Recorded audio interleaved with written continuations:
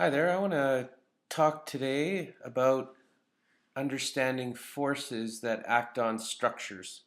If we're going to understand forces, then we can help build structures that counteract any force that might be acting on it, and therefore make our structure stable.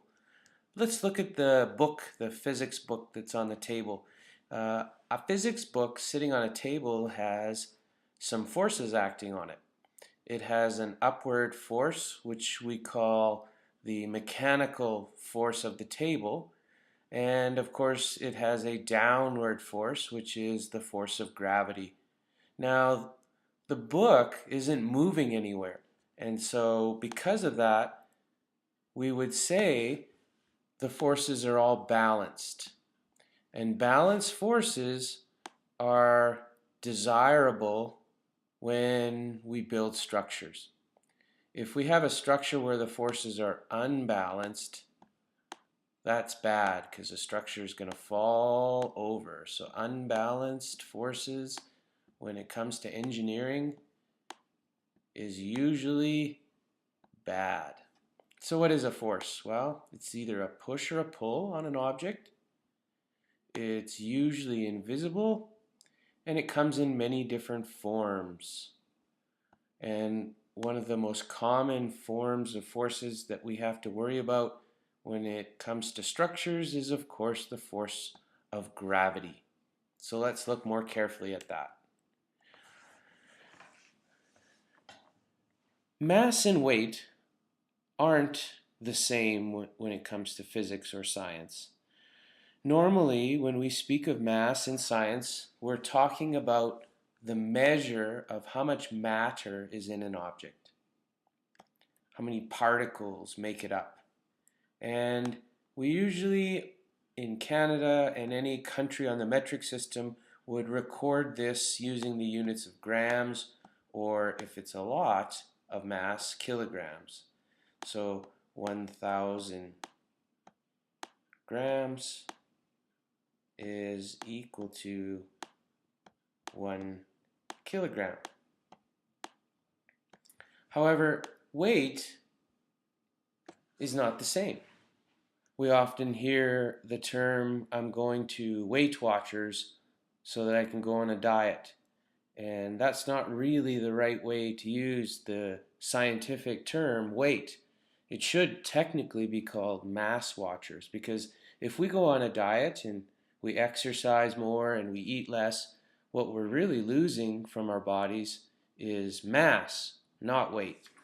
So what is weight? Well, in science, in physics, weight is the force of gravity on an object, and it's measured in newtons, and we use these things. These are called spring scales. Whereas when we measure mass, we use what's called a balance scale to measure the mass. So two different instruments, a balance scale versus a spring scale. Kilograms and grams for mass, newtons for weight.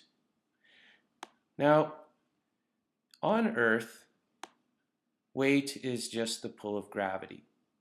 And there's a mathematical relationship because gravity is the same everywhere on Earth. If you have 1 kilogram of mass, that would be equal to the pull of gravity or the weight of 10 newtons.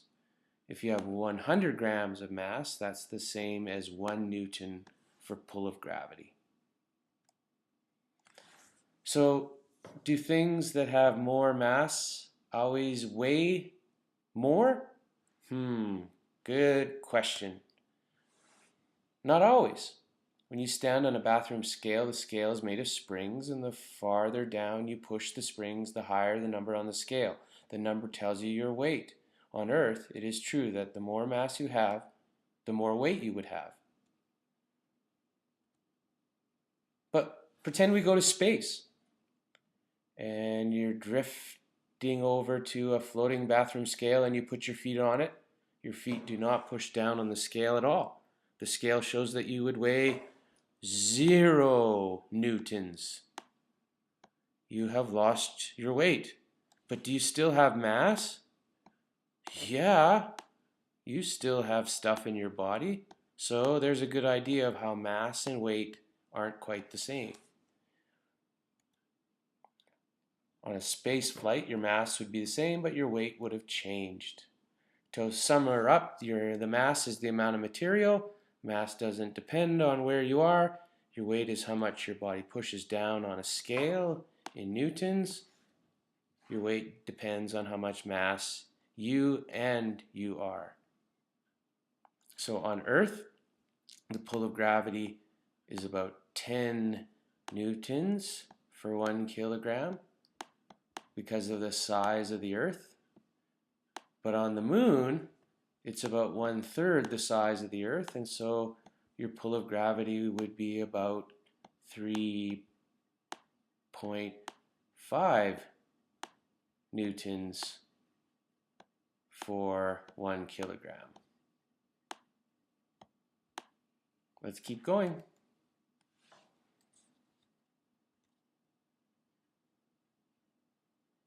So, if I ate a lot of yummy tuna fish while standing on a scale, I would gain mass. The pull between the Earth and me would become greater and I would weigh more. However, back to the Moon, during my trip to the Moon, my mass does not change, but the Moon will have much less mass than Earth.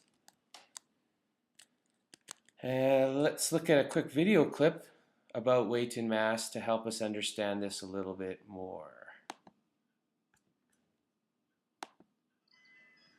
The story so far.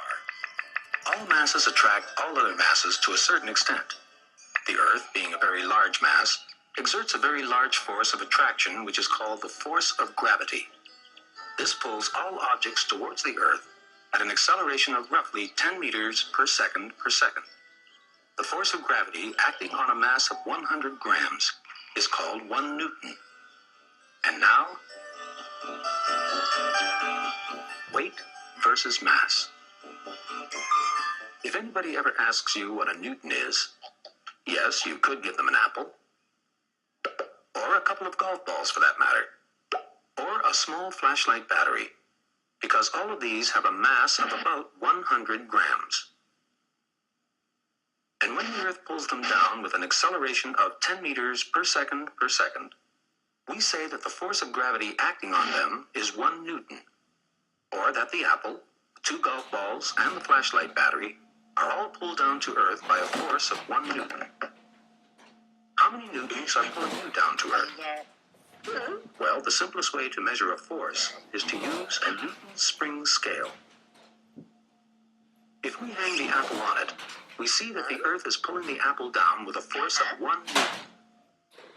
And if we hang you on the spring scale, we see that the Earth is pulling you down with a force of, just about 600 newtons. So now we know how much you weigh. What you weigh merely means what force of gravity is pulling you down to Earth. That's all weight is, the force of gravity. Remember how keen physicists are on Latin words? Well, gravity comes from gravitas, which is simply Latin for weight. But you thought you were weighed in kilograms, didn't you? That's true in everyday life, but not in physics, which has to be very careful about these things. In physics, kilograms measure your mass on a balance, but your weight is always measured in newtons on a spring scale. You'll have noticed by now that you can usually work out the number of newtons by multiplying the kilograms by 10. 100 grams, or 1/10 of a kilogram, is about the same as 1 newton, and 60 kilograms are about the same as 600 newtons. But if 1 kilogram is the equivalent of 10 newtons, why bother to make a distinction between a mass of 60 kilograms and a weight of 600 newtons if they both really come to the same thing? To find the answer to that, let's go to the Moon. It doesn't feel as if you weigh so much here, does it? Let's see how many newtons are pulling you down on the Moon. Only 100. Why is that? Because the Moon is much smaller than the Earth, and therefore has much less mass. So its force of gravity is also much smaller, only 1/6 that of the Earth, in fact. This is why your weight on the Moon is only 1/6 of your weight on Earth. What about your mass? On Earth, it was 60 kilograms. How much will it be on the Moon? 60 kilograms. Exactly the same, of course. You don't get any smaller by going to the moon. You don't change. Only the force of gravity, and therefore your weight changes. That's the big difference between mass and weight. Wherever you go in the universe, your mass stays the same. Only your weight changes.